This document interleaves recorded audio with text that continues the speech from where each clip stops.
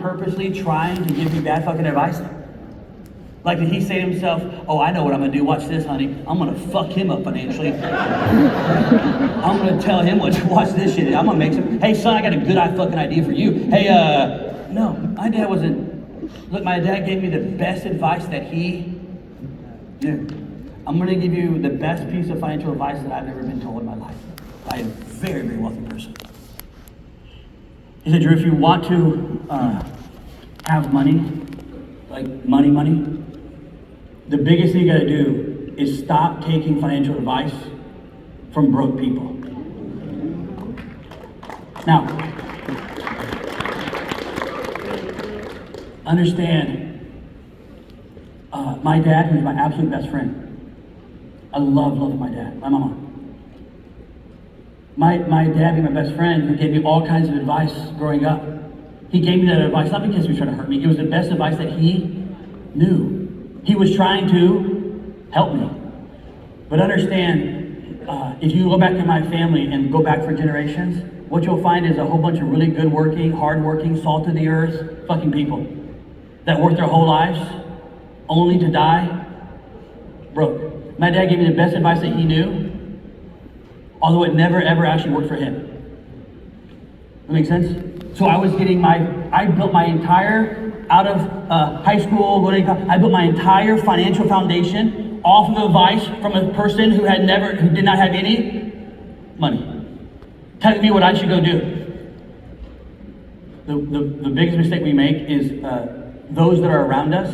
Understand this, there's a saying that says, birds of a feather flock together. That's never more true than in money. Wealthy people hang out with wealthy.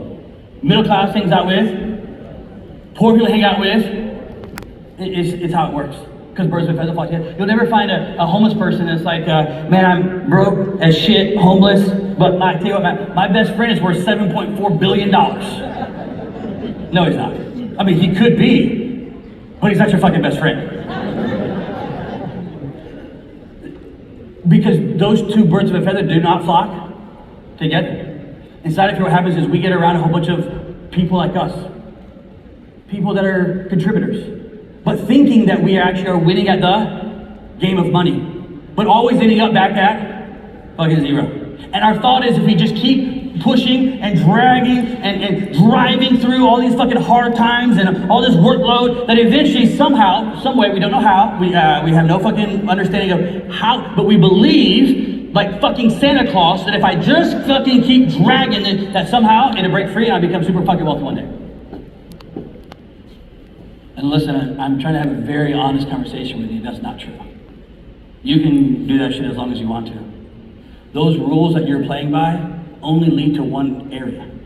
They don't lead to this side. Because that's to say that how the wealthy play the game of money is the exact same way that my mom and dad school teachers played the game of money. That's not true. They're completely fucking opposite of each other.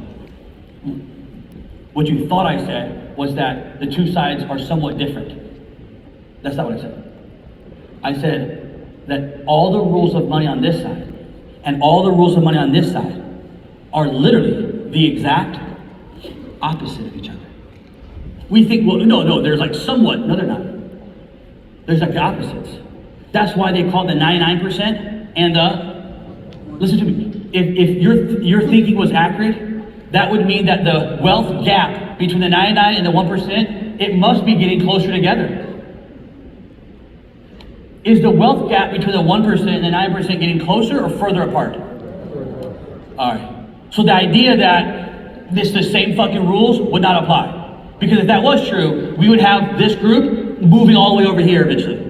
But not only is it not moving over, it's actually getting further away. Yeah, exactly. Because that set of rules and that set of rules are the exact opposite. This set of rules is to make you create money and always end up back at zero while saying, I fucking won, I did it. I'm winning. And this set of rules is to make you create the money and make sure that you keep all their fucking money.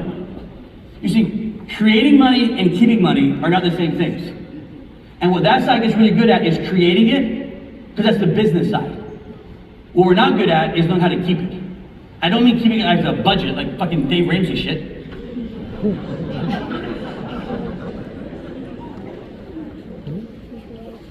I'm not gonna go to that. Was my own ADD brain was like, go down that road, go down that fucking road.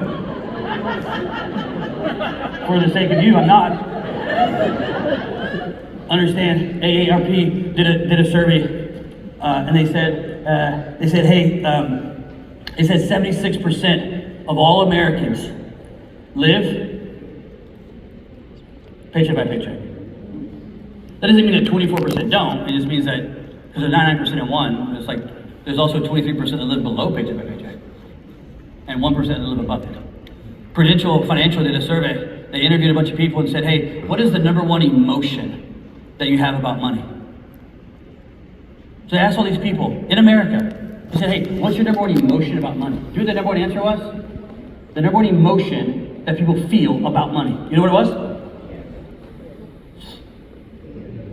Fear. The number one emotion in America when it came to money was fear. Which is wild because we live in the greatest country in the world.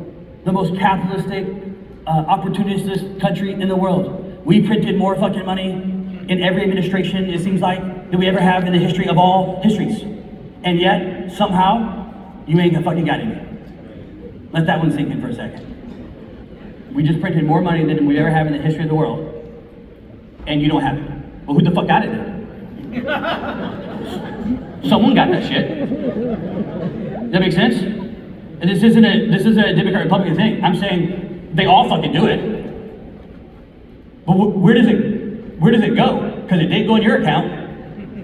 That $2 trillion, where did that go? Who did it just go away? No.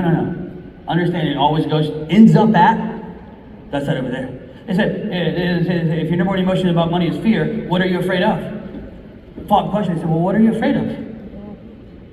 The answer in America was, when it comes to money, what I'm afraid of is I'm afraid of losing what I currently have. That's what I'm afraid of. I've worked my whole life. I've spent all my time and I've set this money aside. And it's not enough money to retire right now. It's enough money to live off of. But my God, if I lost this shit right now, oh my God. I want you to understand this. Go back to 2008. In 2008, when we had the crash. You understand the markets, how markets work. In 2008, there's cycles. In 2008, the market crashed. Or, that's not true, you make this extra money, you put the money in the fucking bucket. Right? And you watch it, because you're afraid you're going to lose it. So we watch it, we budget shit, we Dave Ramsey, I'm back. We get envelopes, we put fucking shit in envelopes, right? We cut everything, fucking everything. Netflix, you're part of Satan's entourage. Fucking $8 a month? I don't think so. We steal Wi-Fi from the neighbors. Okay? Why? Well, we're already poor, but our strategy is to be extra fucking poor. Does this make sense? We're gonna be extra fucking poor. Once a month, we're gonna go out to eat, kids. We're gonna fucking Chili's. And you're driving to Chili's, you're like, hey, listen to me. Listen, you little demons, listen to me. We go in here, there's no fucking appetizers, you understand? Don't order, you get water. Water. If you want lemon, I'll let you have a lemon. Desserts, out of your fucking mind. That's where they get you at, bro. They get you desserts. Also, you kids are gonna split a fucking meal. And we hyper-focus on, we can't lose it. We can't lose it, but no matter what happens, it's like at the end of the month, that bucket or that checking account goes back down to 0. That's because there's holes in this bucket, and those holes are where the money flows through. And it flows to that side. So what happens, our natural instinct is like, oh my God, I lost my fucking money, I can't do that. I need to put more money in the bucket. So we go back to work, and we try to work our way up the corporate ladder, so we get pay increases. Or we try to go do more business, so we get more accounts, so we can put more money in the bucket. Or some of us, have you ever had not one job, but two full-time fucking jobs? Anybody ever got that before? 2 full-time jobs? Anybody did that one before? Raise your hand. I've done that shit before. You drive for Uber and Lyft. You know what I mean? You got 2 full-time jobs. You're like, fuck my family, I'll never see them. I only got 2 jobs. And we do it because our brain said we gotta put more money in the bucket. And we put more money in, we get the pay raise in, we get a new account in, and this time we know what's gonna happen, we're gonna lose it. So we take not one but two, we take 2 fucking Adderalls, hyper focus, like hyper focus that shit, can't lose it. But at the end of the month, end of the quarter, whatever it is, the money is, and we stay in this continual race of always trying to make some more money, to fill the bucket, shit, make some more money, fill the bucket, always in this vicious cycle of being broke. Why? It's the rules that you're playing with. You can put as much money in the bucket as you want to, it won't solve the problem. That philosophy will never solve the fucking problem. If you don't believe me, go study it. I'll go back to Mike Tyson. In Mike Tyson's boxing career, go back here, this is business, this is money. What did Mike Tyson know? Business of boxing. In the 80s and 90s, it said that Mike Tyson almost made $1 billion. $1 billion. In the 80s and 90s. That's like 17.9 trillion today. Okay? What was Mike Tyson great at? Boxing. That was his business. What did Mike Tyson not understand? But he might have been the greatest heavyweight of all time. So no matter how high up you get here, does not mean that magically you now understand. You can get to the highest level of this degree right here that you want to get to. It does not mean now that somehow you now also understand fucking money. That's not true. Those are 2 separate things, completely separate things. What we find is a whole bunch of people that get really good at their business, really good at their careers, really good at whatever it is they're doing, at the top of the fucking line. And then they put it all in this bucket. He put $1 billion in the bucket. After he got done boxing, he filed bankruptcy. Now, our brains are thinking, idiot. I tell you what, Drew, if I had $1 billion, I know what I would do. I know, you'd go broke.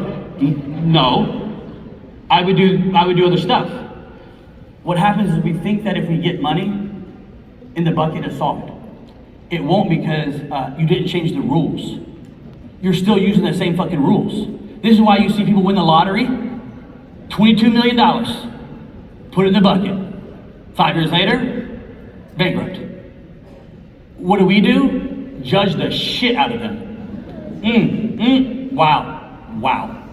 I would never have done that. I would be so rich right now, I swear to God. I would have tripled, doubled, if not tripled my fucking, I know what I would do. Do you do it now? No. But if I had that fucking money, I would. You see what I'm saying? I don't do it now, but if I had the 22 million, I would. What happens is, there's a TV show on TLC that has lottery winners. And there's lottery winners who won a bunch of money and fucking lost it all. It wasn't one show. There's like 3 people per episode. There's like 24 fucking episodes in a season. There are 11 fucking seasons. First of all, I want to meet the people who are like, sign me up for looking like a fucking moron. I'd love to go on TV and tell that story. Why? What happens? Just because you put money in the bucket does not change the fucking rules. What happens is the game that we're trying to play is we try to stuff the bucket, and the whole time you're stuffing the bucket trying to go to 3 million, at the same time you're over here fucking drilling holes of deductions in it. 3 million, bucket, 0, shit. 4 million, I gotta make more to put in the bucket. Watch it, fuck, 0. Who's making it go to 0? You are. Why? The rules you're playing with. Inside of here, back in the crash, I lost everything. When 2008 happened, I lost everything in 2008, 2009. And I was really struggling. Full disclosure, man, I went through 14 foreclosures. Had 2 cars repoed. I had my 2 house on a personal short sale that I go through. Lost about $5 million in lines of credit that I was flipping houses with.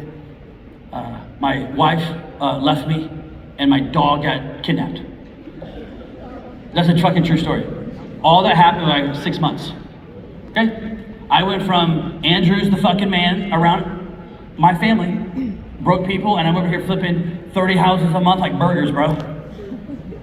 I made a t-shirt that said, flip houses, not burgers. I wore it everywhere. And then lost it all. Had to move back to my mom and dad's basement. Inside of that, I'll never forget, anybody know who this guy right here is? What's his name? Mitt Romney. I'm not here to talk about politics. We like him, we don't like him. I don't give a shit. However, when this was going on, this time period in my life, I was trying to figure out business and what happened and so forth. This is about the time Mitt Romney began to run for president. And then when he ran for president, I was watching the TV one day, broke his shit. And I was watching the TV and it had this news article. And it said this stuff about Mitt Romney. Here's the clip from the Atlantic magazine. And it said right here, it says, what's really going on with Mitt Romney's $102 million IRA? And it goes on to say, Mitt Romney grew his IRA to $100 million. He did it tax-free. What's that other word there? And legally. Now, I saw this fucking interview on TV. They're talking about Mitt Romney made $100 million and never paid taxes. This is the news when he's running for president. And I'm sitting there thinking, bro, shit. $100 million, no tax. Oh my God. They're gonna fucking raid his house tomorrow morning. They'll be FBI, US Postal Service. I don't know how they have a fucking department, but they do. US Post, they'll all be there, dude. I'm gonna wake up early, like this will be fucking Jerry Springer tomorrow on the show. I woke up the next morning thinking, get my popcorn, ready to fucking comment on Reddit, like just light them up. What happens? Nothing. I'm like, where's the fucking raid, bro? $100 million, because listen to me, in my brain, how does it work? Well, whatever money I make, I have to make sure I deduct, which means I don't have it. And for him, it said that he had 102 million. I didn't have 102 million, because I spent it all. Does that make sense? With deduction, so that I would win. So I don't have any, but I won. But he kept his, right? But I had deductions. You don't get it. Through this process right here is what kicked me off on my fucking journey. Because, dude, for me, the only way that I knew to play this game was I had to spend all my money to get rid of it to not pay.